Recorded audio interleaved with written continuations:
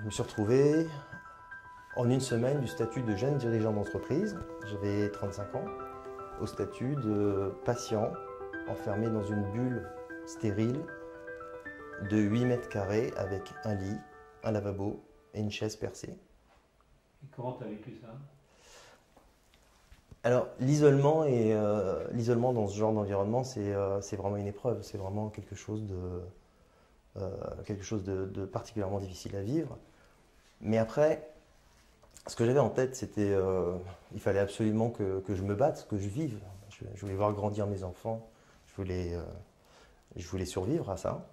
Et j'ai appris que l'injonction de rester positif ne suffit pas. Il faut qu'il y ait un passage à l'action. Alors l'action, ça peut être simplement, comme moi je n'avais que 8 mètres carrés, mon action c'était de faire des petits abdos, faire un petit peu d'activité physique dans la mesure du possible.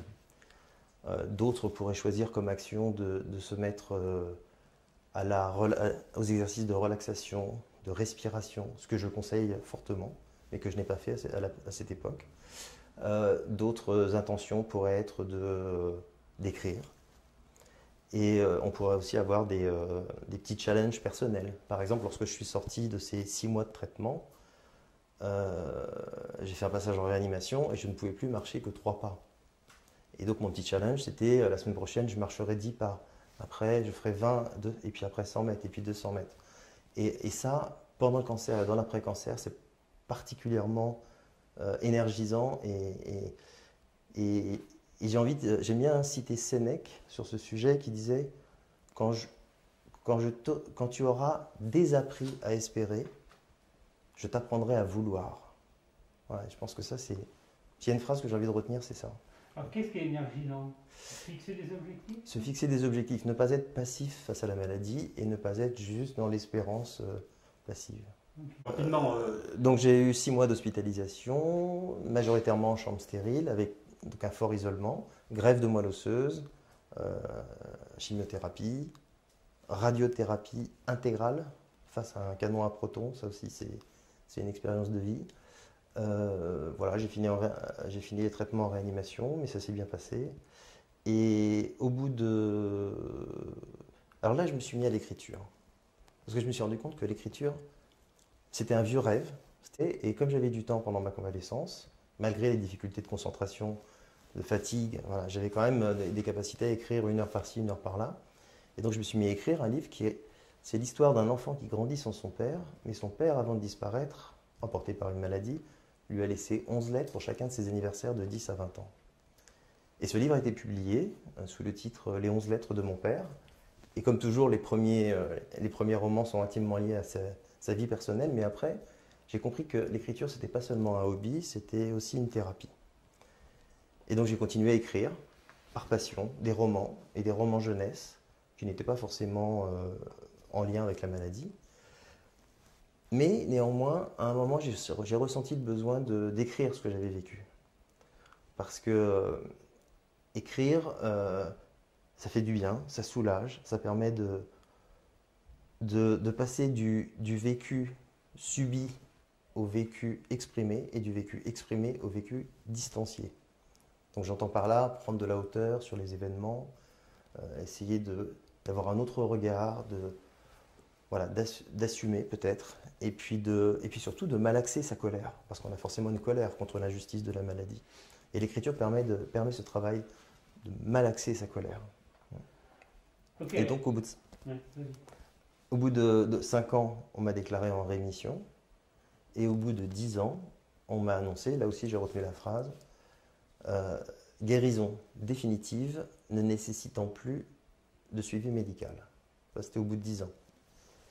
Et c'est au bout de 13 ans qu'on m'a annoncé une deuxième leucémie, là aussi de mauvais pronostic.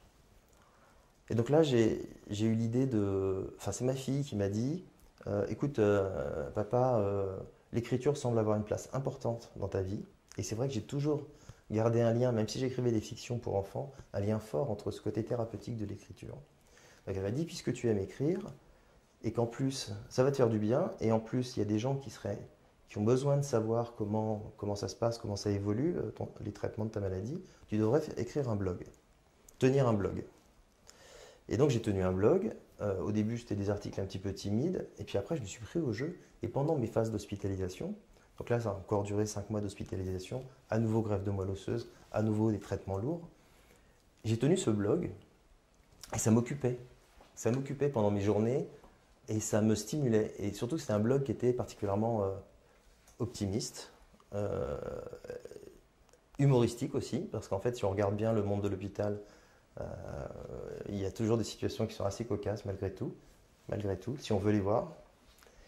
Et donc j'ai tenu ce blog. Ce blog a connu 70 000 visites, donc c'était un petit succès.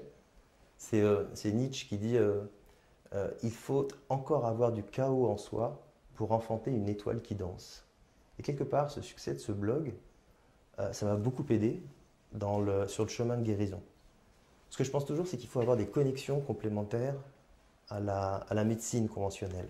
Les connexions, ça peut être la méditation, les exercices de relaxation, la sophrologie, ça peut être le yoga.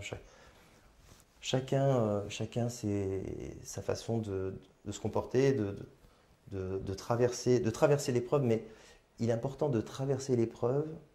Il ne faut pas traverser l'épreuve sans prendre le temps de l'examiner. Et l'écriture, pour ça, c'est un fabuleux outil. Bref, ça t'a aidé. Oui. Alors, certains peuvent écrire dans un petit carnet, par exemple pour transcrire ce qu'ils ont bien compris du médecin, parce que souvent les médecins donnent beaucoup d'informations en très peu de temps. Ça peut être un cahier qu'on partage avec ses proches, ça peut être peut-être une correspondance un peu plus élaborée avec une personne qui a de la compassion et qui suit attentivement son parcours. Donc on peut avoir une vision intimiste de l'écriture, mais aussi on peut trouver une certaine exaltation à être vu. Voilà. Et cette idée du blog, voilà, c'est là que je me suis positionné. En fait, l'écriture, c'est une forme d'évasion. Voilà, c'est une façon de s'évader. Alors peut-être de s'évader de ces mots, M-A-U-X, pour aller vers les mots, M-O-T-S, c'est pas mal ça. Et voilà, alors pendant les phases de traitement lourd et de traumatisme, c'est un exutoire. Voilà. Et dans l'après-cancer, on a souvent tendance à l'oublier, mais on a souvent tendance à penser que quand on sort de l'hôpital et qu'on nous a prononcé le mot rémission, ça y est, c'est gagné. Mais non, c'est quand même un peu plus compliqué que ça. Il y a un cheminement psychologique qui est assez compliqué par la suite. Il y a la fatigue, il y a peut-être pour certains cancers l'atteinte à l'image corporelle. Il peut y avoir plein de soucis qui arrivent par la suite. Moi, encore une fois, le travail d'écriture m'a permis de jeter ma colère, d'écrire mes peurs. Et rien que le fait de les coucher sur papier, ça fait du bien. Pourquoi né 3 fois? Alors, je suis né 3 fois. Pourquoi 3? Je suis né 3 fois. La première fois, c'est ma naissance naturelle. La deuxième fois, c'est ma première greffe de moelle osseuse. Quand on a une greffe de moelle osseuse, c'est-à-dire qu'on change la moelle, et la moelle, c'est ce qui fabrique les constituants principaux du sang. C'est-à-dire qu'on vous change votre sang, quoi. C'est quand même quelque chose de psychologiquement assez invasif, quoi. Et comme j'ai une deuxième leucémie, on m'a fait une deuxième greffe de moelle osseuse, donc je suis né 3 fois. Voilà. Donc c'est devenu le titre de ce blog qui s'est transformé en livre. Alors, faites des ateliers d'écriture. Vous animez des ateliers d'écriture. Alors vous, pourquoi vous faites ça? Pourquoi vous avez décidé de lancer ça? Alors, comme je disais, l'écriture a toujours été un appui pour moi. Voilà, une source de ressources, si on peut dire. Lors de la première leucémie, lors de la deuxième leucémie, lors de la troisième leucémie aussi. Et lors de la troisième leucémie, donc ce livre Je suis né 3 fois s'est transformé en une chaîne YouTube qu'on avait préparée un petit peu avant avec une amie psychologue qui m'avait accessoirement sauvé la vie en réanimation lors de la deuxième leucémie. Et donc on a eu blog, livre, après on est passé chaîne YouTube. Et la chaîne YouTube porte le même nom. Et ensuite je me suis dit que cette force qu'a l'écriture pour aider à traverser les épreuves, il faut la partager. Cette idée, il faut la partager. Alors, je me suis dit, il y a une chose qui peut être faite, c'est des ateliers d'écriture dans le cadre d'une association d'entraide pour les gens qui sont dans l'après-cancer, c'est l'association Skin. Et ces ateliers d'écriture, eh bien, écoutez, c'est vivifiant, ça donne des éléments, ça incite les gens à passer à l'écriture. Alors après, ils en font ce qu'ils en veulent, hein, ce qu'ils veulent. Ils en font, ils peuvent écrire sur la maladie, écrire un témoignage, ils peuvent écrire à titre personnel. Voilà, c'est une continuité. Cette logique d'écriture a toujours été dans mon parcours personnel intimement liée à la maladie et c'est un tuteur de résilience pour moi. Si j'avais un conseil à donner à quelqu'un qui entre dans la maladie, moi, avec le recul, je me dis que j'ai eu trois clés essentielles. D'abord, un entourage formidablement proche et qui a été un soutien magnifique. La deuxième clé pour moi, ça a été l'écriture. Mais tout le monde n'est pas forcément à l'aise avec l'écriture, mais je pense qu'il faut essayer. Poser des mots, ça permet beaucoup de choses, l'écriture. Et le troisième élément, qui a été essentiel pour moi dans la deuxième et la troisième leucémie, c'était la respiration. Voilà, des exercices de respiration, de recentrage sur soi-même pour voilà, lâcher prise pendant la dureté des traitements. Respiration. Alors ça peut être de la sophrologie, méditation, yoga, de toute façon toutes les techniques de relaxation commencent par la respiration. Et le plus simple, le plus basique, on va dire, c'est la cohérence cardiaque. Il y a des vidéos partout sur YouTube. Ouais. En conclusion, écrire permet de lâcher prise, de témoigner, de se plaindre, de se stimuler, de s'approprier ses mots MAUX, de clarifier et distancier son vécu, mais aussi de se trouver, de se libérer et peut-être de se soigner sous la forme d'une connexion complémentaire aux soins conventionnels.